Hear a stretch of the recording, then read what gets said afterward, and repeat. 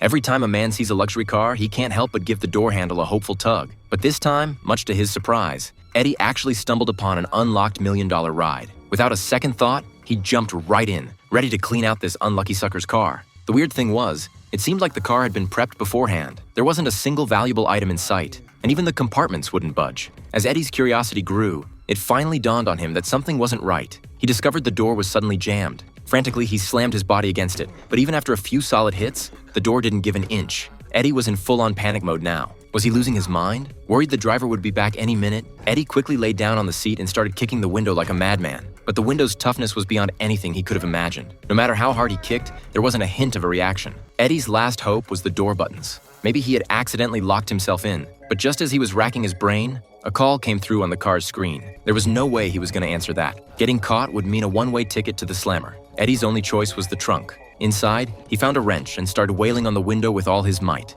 But even when he shattered his wrist, the glass didn't show a single crack. Suddenly, the phone on the center console started ringing again. The urgent sound was driving Eddie nuts. In a fit of rage, he ripped off the door panel, reaching in to try and open the door. Not only did it not work, but he managed to slice his arm open in the process. Eddie howled in pain. Losing it completely, he pried the door panel all the way off. That's when he realized the door had been retrofitted with a thick steel plate. Eddie was well and truly screwed. He might actually die trapped in here. Staring at the incessantly ringing phone, Eddie finally remembered he had his own cell to call for help. But the moment he picked it up, he realized there was zero signal inside the car. That's when Eddie totally lost it. Out of sheer desperation, Eddie decided to answer the car phone. Turns out, it was the owner calling. He had been silently watching Eddie's every move. Eddie cursed him out, demanding to know what was going on, when suddenly a jolt of pain shot through his backside. The owner had even rigged the seat with a shock device. But now that he had the owner on the line, Eddie begged to be let go. He'd pay any price, accept any consequence. It was clear, though, that the owner wasn't about to let this slide. He flatly told Eddie that he was the seventh thief to break into the car.